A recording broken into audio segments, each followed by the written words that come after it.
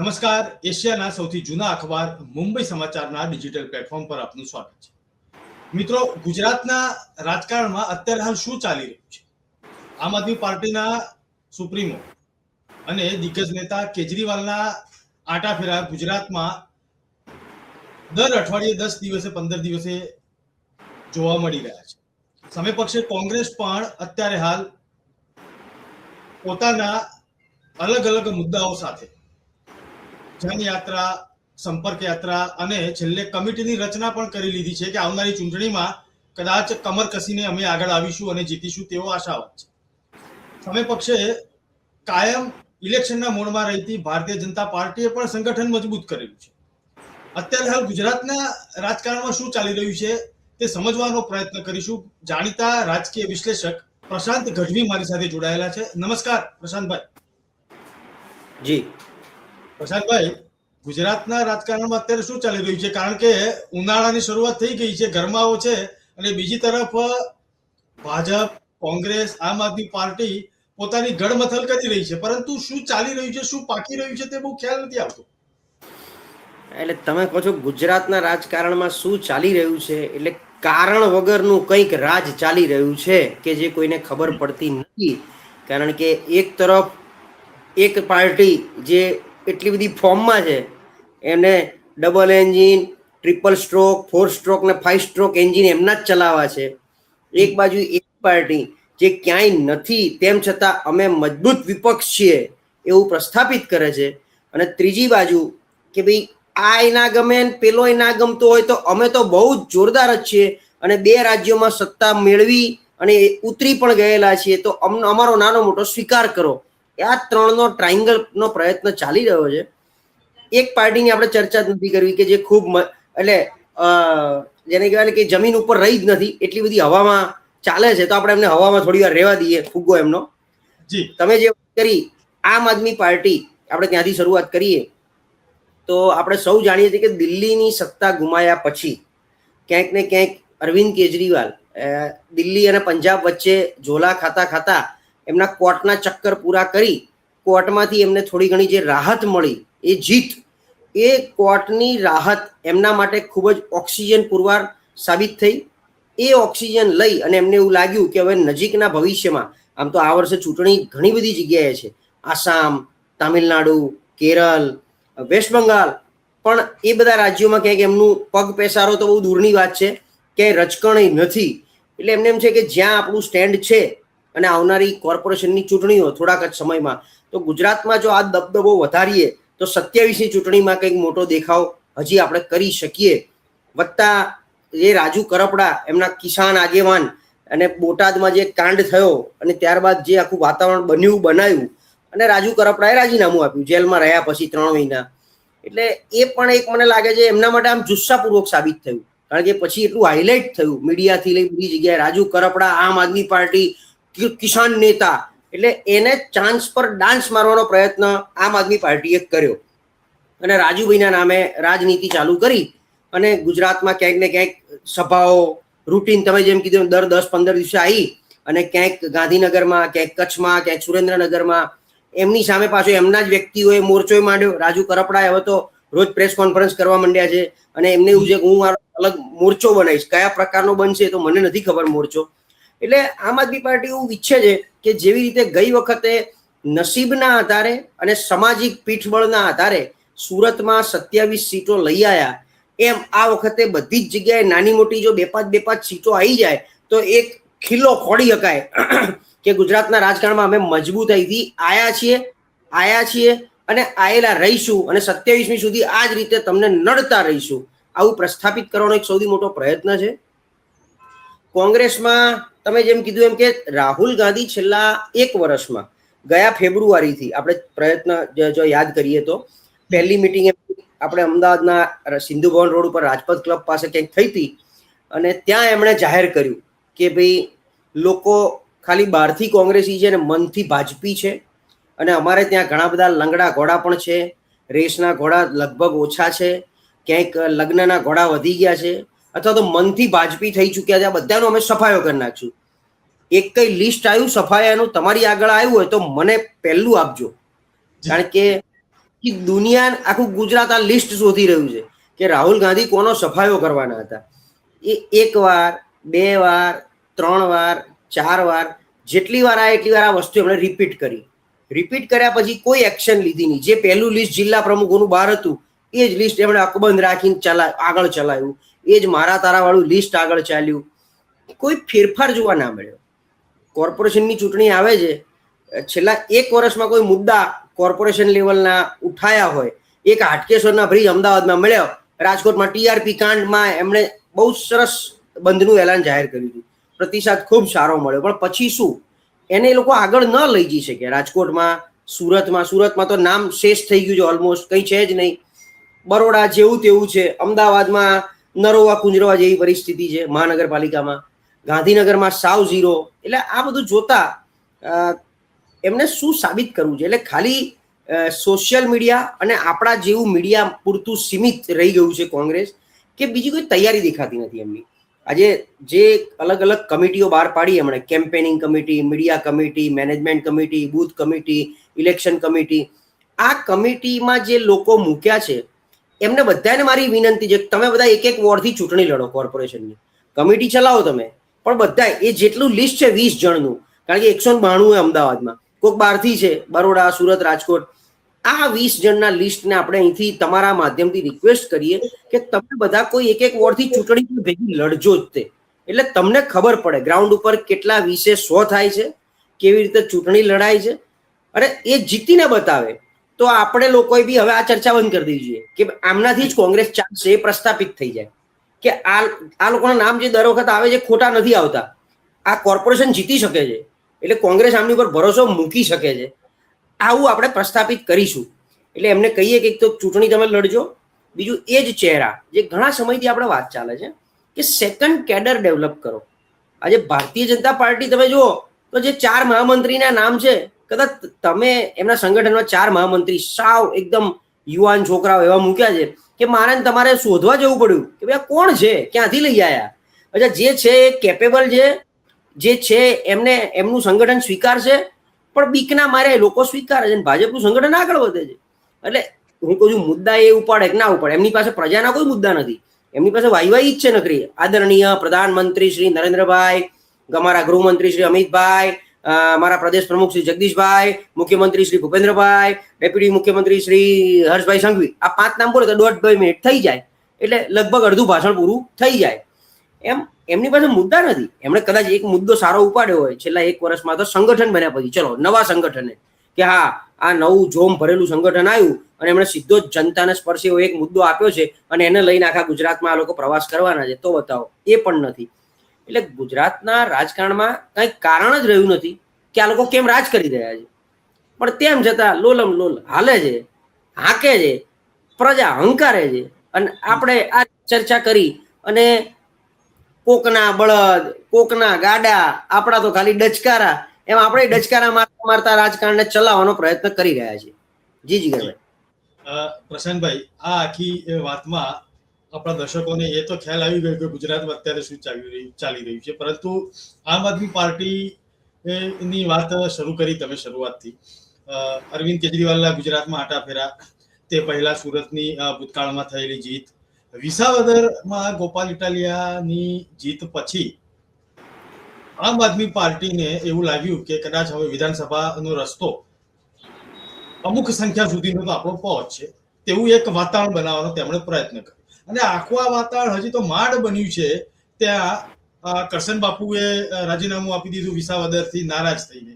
ત્યાર પછી રાજુ કરપાડા હોય કે એવા તો બીજા 10 નામ છે ગુજરાતના કે વિસાવદરની ચૂંટણી પછી ધડાધડ રાજીનામા આપવા માંડ્યા અને એક જ વ્યક્તિનું નામ આવે કે ભાઈ ગોપાલભાઈ થી અમને આ અનુકૂળતા નથી ને આ અનુકૂળતા નથી ને એમ કરીને રાજીનામા આપે. સવાલ એ થાય છે કે અત્યારે હાલ રાજુભાઈ પાછા વિસાવદરમાં જઈને ખેડૂત સંમેલન કરવાના છે, તો આમાં આમ આદમી પાર્ટી જ સામસામે આવી ગઈ છે તેવું લાગી રહ્યું છે. હા, એટલે આમ આદમી કરતા બી એમાં કેવું છે કે જે લોકો મેં છેલ્લા 2-3 વર્ષમાં ભૂતકાળમાં જેટલા લોકો આમ આદમી પાર્ટી જેટલી ફાસ્ટ જોઈન્ટ કરી છે એટલે જ ફાસ્ટ એ લોકો નીકળી ગયા છે. એ જે નીકળ્યા છે એમાં અંદરનું કલ્ચર જાણીને આવ્યા છે કે ત્યાં શું ચાલી રહ્યું છે, શું રંધાઈ રહ્યું છે. જેમ રાજુભાઈ હોય, કરશનભાઈ, હમણાં એક આક્ષેપ કર્યો છે કે ગણ્યા ગાંઠ્યા 2-3 જણા પાર્ટી મનમાનીથી ચલાવે છે. એ એમના નામે લોકોએ જાહેર કર્યા છે. અને એ લોકો ઉપરવાળા કોઈ 2-3 જણા ઉપર નિર્ભર છે કે ઉપરથી આવેલા આદેશ, જેમાં કદાચ અરવિંદભાઈ હોય, અરવિંદ કેજરીવાલ હોય, મનીષ સિસોદિયા હોય, ગોપાલ રાય હોય, સંજય પેલા રાજ્યસભાના મેમ્બર છે, આ 4-5 જણા દેશવ્યાપી આમ આદમી પાર્ટીનો ઝંડો લઈને નીકળ્યા છે અને એ જ ચલાવવાના છે પાર્ટીને પણ. એ દિલ્હી અને પંજાબ, કદાચ મને લાગે ભગવંત માન બી એટલા એક્ટિવ નહીં હોય પાર્ટી ચલાવવા માટે એકવાર ત્યાં સત્તા મેળવ્યા પછી. અને એવો પ્રયત્ન પણ એમનો કંઈ આપણે દેખાયો નથી. હા, એક મુખ્યમંત્રી એક રાજ્યના છે એટલે પ્રવાસમાં આવે છે, લોકોને મળે છે, પણ એ કંઈ પાર્ટીની રૂએ એવું મોટું કંઈ કરી બતાવતા નથી. તો જે લોકો નીકળે છે એમના આક્ષેપો છે કે પાર્ટી કલ્ચર અંદર ખાને કંઈક ખરાબ છે. તો એ ખરાબી શું છે? તો પાર્ટીને પોતાને ન તો સત્તામાં આવવું છે, ન બીજી કઈ રીતે કંઈ મેળવવું છે, એમને તો વિપક્ષમાં બેસવું છે. તો વિપક્ષમાં બેસીને શું મેળવવું છે? વિપક્ષમાં કેમ બેસવું છે? એની પાછળ કોઈ લોજિક, કોઈ રીઝન, અથવા અહીંયા જે લોકોને પાર્ટીમાં મોટા કરવામાં આવ્યા છે એમની એવી શું કેપેબિલિટી છે, પાર્ટી પ્રત્યેની લોયલ્ટી એવી કઈ છે, અથવા તો એ પાર્ટી થકી બીજી પાર્ટીની વિચારધારાને આગળ વધારવાનો કઈ રીતે પ્રયત્ન કરી રહ્યા છે? આખું જે સાંઠગાંઠ છે કોઈને સમજાતી નથી.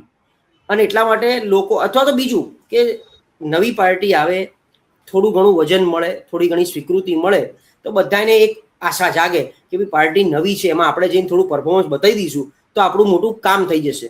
શું આમાં રાજકારણમાં કોઈ સેવા કરવા આવ્યું નથી. જેટલા લોકો આમ આદમી પાર્ટીમાં ગયા છે બધાને ક્યાંક એવું છે કે અમે કાલ ઉઠીને રાજ્યસભામાં જતા રહીશું, અથવા અહીંયા ભૂલથી જો સત્તા આવી ગઈ, પ્રજા એમ નામ વિફરી ને ભાજપ ના પસંદ કરીને, કોંગ્રેસ ના કરીને, ભૂલથી એમ એકદમ બોર્ડર લાઈન પર અમને સત્તા આપી દીધી, તો અમે તો બધા અહીંયા મંત્રીઓ, જેમ નવા નિશાળિયા મંત્રીઓ પેલા બન્યા હતા દિલ્હીમાં, કોઈને નામ ના સાંભળ્યા હોય, કોઈ એમનો પડોશી એમને ના ઓળખતો, એવા બધા મંત્રી હતા. કેમ કે આપણો બધાનો ચાન્સ લાગી જાય એટલે ખાલી થપ્પો રમી લઈએ, કામ થાય કે ના થાય. એક આ નીતિથી. બીજું, અંદર ગયા પછી ખબર પડે કે અહીંનું તો રિમોટ કંટ્રોલ દિલ્હીથી ચાલે છે. દિલ્હીથી ચાલે છે. દિલ્હી એટલે 2 જણા આવે પાછા, અરવિંદ કેજરીવાલ બી અને બીજું કોઈ બી આવે. એટલે દિલ્હીથી રિમોટ ચાલે છે આમ આદમી પાર્ટીનું, જે ઓલરેડી આશંકા સેવાઈ રહી છે. તો એમાં અમારી કઈ દાળ ના ગળે, અથવા સ્ક્રિપ્ટ, ઘણા એવું કહે છે કે આમ આદમી પાર્ટીની સ્ક્રિપ્ટ તો કમલમમાં લખાય છે. તો આ કમલમમાંથી લખાતી સ્ક્રિપ્ટમાં ક્યાંક અમારો મેળ ના પડ્યો, અમે ના ફાયા, એના કરતાં આપણે અહીંયા એક નામ બની ગયું છે, એ નામનો ઉપયોગ કરી અને બીજી રીતે.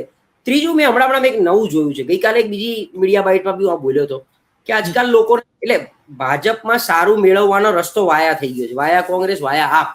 જેમ આપણે ચૈતર વસાવાનું બી બહુ ચાલ્યું, ભૂપત ભાયાણી તો જતા જ રહ્યા, આપણે સૌએ જોયું, હેમંત ખવા બી ક્યાંક ને ક્યાંક લાઇનમાં હતા, ઇન વેઇટિંગ.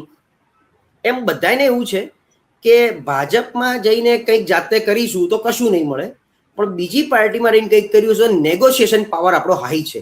એટલે છેલ્લે બધાનો ટાર્ગેટ તો એ જ છે ગુજરાતમાં બી, કે આમ આદમી પાર્ટીને તાળું મારી અને આપણે અંદર વિધાનસભાના મેજ ઉપર ફર્સ્ટ રોમાં સત્તાધારી પાર્ટીમાં, એટલે જે હોઈ શકે સત્તાધારી પાર્ટી બેમાંથી, આમ આદમી પાર્ટી સિવાયની, એમાં આપણે પહેલી રોમાં સારી રીતે બેઠા હોવા જોઈએ. આ ટાર્ગેટથી બધા આમ આદમી પાર્ટીમાં ગયા છે. જી, એટલે કે આનો અર્થ સીધો એમ જ નીકળે પ્રશાંતભાઈ કે આટલો સરસ વિપક્ષ હોય, હું તો એમ કહીશ કે આટલું સરસ શસ્ત્રુ હોય, તેમાં ભારતીય જનતા પાર્ટીને આવનારા 2047 સુધી તો કશું થવાનું નથી. એ લોકોએ બરાબર વિઝન ગોઠવેલું છે. એટલે ભાજપને ક્યાં અંદર ખાને કોઈની બીક છે જ નહીં. એમને નાની મોટી જ બીક છે કે ભાઈ જે અમુક રિજિયન એવા છે, જેમ કે વિસાવદરની આપણે વાત કરી, તો ત્યાં ક્યાંક આજુબાજુ નાની મોટી ડેમેજ થાય, બીજું ત્રીજું ડેમેજ થાય. કોંગ્રેસને વધારે બીક છે. જેટલી આમ આદમી પાર્ટી સક્રિય બને છે એટલી કોંગ્રેસને બીક છે કે અમે જે અત્યારે 17 છે 7માં આવી જવાના છે, સિંગલ ડિજિટમાં. એટલે એને કંટ્રોલ કરી શકાતું નથી. પેલા લોકો બેફામ છે આમ આદમી પાર્ટી. કોંગ્રેસ પાસે બીજા કોઈ શસ્ત્રો કે હથિયાર નથી, એમની પાસે હથિયાર ચલાવવા વાળા પણ નથી, એ ચલાવવા માટે લોકોને તૈયાર પણ કરતા નથી. સેકન્ડ કેડરની જે આપણે વાત કરીએ છીએ, બધા પાછા નારાજ થયા આ લિસ્ટ જાહેર થયું એટલે. એ લિસ્ટ ઓલરેડી પહોંચી ગયું એમના મુકુલ વાસનિકથી લઈને કેસી વેણુગોપાલ સુધી પહોંચી ગયું, કે લોકોની નારાજગી વધી એટલે બધાને ક્યાંક અંદર ખાને પાછા નાની મોટી કમિટીમાં સમાવવાનો પ્રયત્ન પણ કર્યો. પણ હજી જોઈએ એવું એ લોકોએ ખાલી મેં કીધું ને આ વખતે એક જ આપણે અભિનંદન કોંગ્રેસને આપીએ કે થોડુંક રાઈટ ટાઈમે જાગ્યું. ઇલેક્શન વખતે, જે વખતે ચૂંટણીના 10 દિવસ પહેલા જાગતું હોય, 20 દિવસ પહેલા, એ આ વખતે ચૂંટણી વખતે ભાજપની સાથે પેરેલલ જાગ્યું અને કમિટીઓ રચી. હવે કંઈક સેન્સ પ્રક્રિયા ચાલે છે, પણ ઉમેદવારો આપણે એક સેન્સ પ્રક્રિયામાં જેટલા લોકો આવે એનું લિસ્ટ મગાવી લો અને એમાંથી કેટલાને ટિકિટ મળે છે. સેન્સ કર્યો એનો મતલબ શું? સ્ક્રુટિની કરો છો તમે. 500 જણાને તમે 192 કોર્પોરેટર હોય ગુણ્યા 3, 200 તરી 600, 4 જણા હોય તો 800, 5 જણા તો 1000ની પેનલ બની હશે.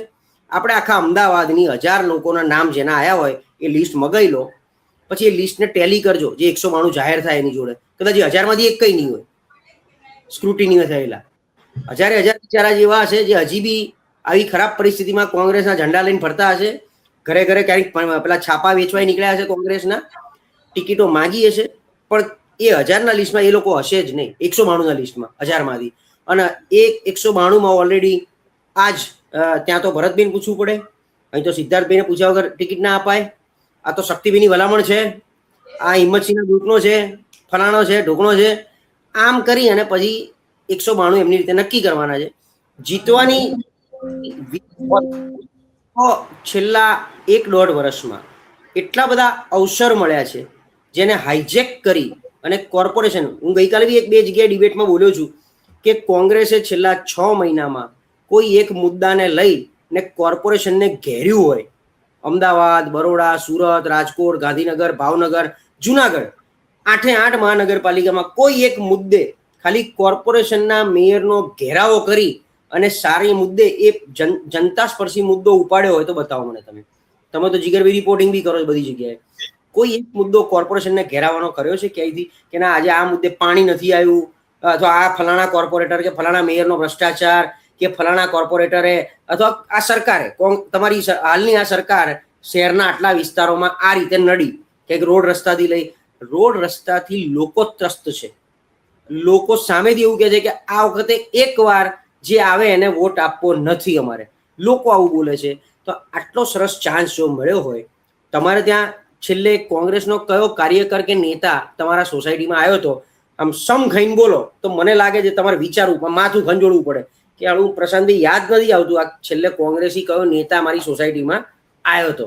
હા, તમે મળવા ગયા હોય શકો, પાલડી બાજુ નીકળે અને કોંગ્રેસ કમિટી કાર્યાલય ઉપર કોઈક મળી ગયું, અલગ વસ્તુ છે. કોર્પોરેશનમાં કોઈ કોર્પોરેટર મળી ગયો, પણ તમારા વિસ્તારમાં, તમે ક્યાં રહો છો મને નથી ખબર, પણ તમારા વિસ્તારમાં છેલ્લે જે વ્યક્તિ વિધાનસભા લડ્યો એને પોતાને તો ભાન રહેવું જોઈએ ને કે મારે કોર્પોરેશનની ચૂંટણી આવે છે તો મારા કાર્યકર, મારી ટોળકી બનાવું, SIRમાં એમને જોતરું કામમાં સોસાયટીનું લિસ્ટ મગાવી લઉં, એ સોસાયટીવાળાને મારા વોટ્સએપ મેસેજ ફોરવર્ડ કરું, અથવા એમને જઈને ચેરમેનોને કહું કે ભાઈ તમારા વિસ્તારના પાણી, ગટર, રસ્તાના પ્રશ્નો લઈ મારી જોડે આવો, હું એક વિધાનસભાનો ઉમેદવાર રહી ચૂક્યો છું, ચલો હું તમારી જોડે કોર્પોરેશનમાં કમિશનરને મળવા આવું.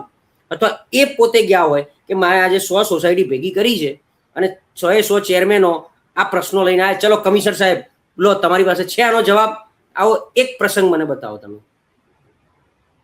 એટલે એ લોકોને સત્તા મેળવવી જ નથી, દૂર દૂર સુધી એ ક્યાંય એમની તૈયારી દેખાતી નથી.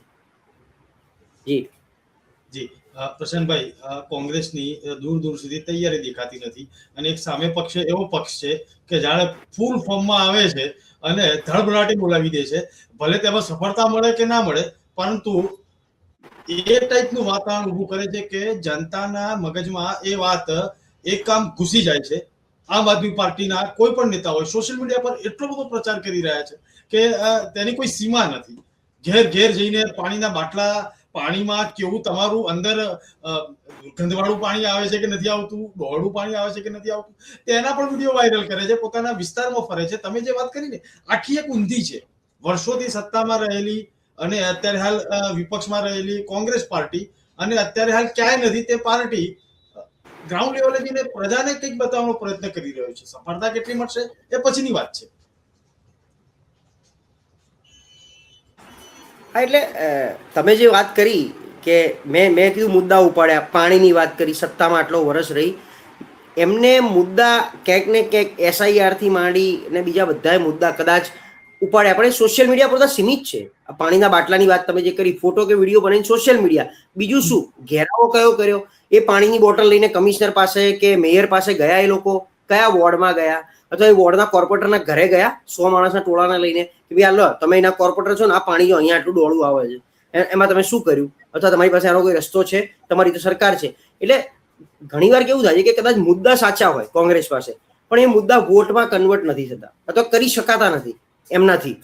એની પાછળનું રીઝન શોધવાનો પ્રયત્ન નથી કર્યો. એની પાછળ એવું છે કે આ જે લિસ્ટ બહાર આવે છે ને કોંગ્રેસની કમિટીઓનું, એ 10 જણા કોંગ્રેસ ચલાવે છે, બીજાને તક મળતી નથી, એટલે લોકો નારાજ ચાલે છે, એટલે લોકો નિષ્ક્રિય થઈને ઘરે બેઠા છે કે ભાઈ અમારે કંઈ કરવાનો પ્રયત્ન આમાં રહેતું જ નથી, કારણ કે લોકોને આ જ ચહેરા દેખાય છે. હાઈકમાન્ડને આ ચહેરા સિવાય બીજા કોઈના ઉપર ભરોસો નથી. તો જે દિવસે અમારી પર ભરોસો આવશે ત્યારે અમે અમારું કંઈક કરી બતાવીશું. બીજું કંઈ અત્યારે કરવાનું કહેવાનું રહેતું નથી.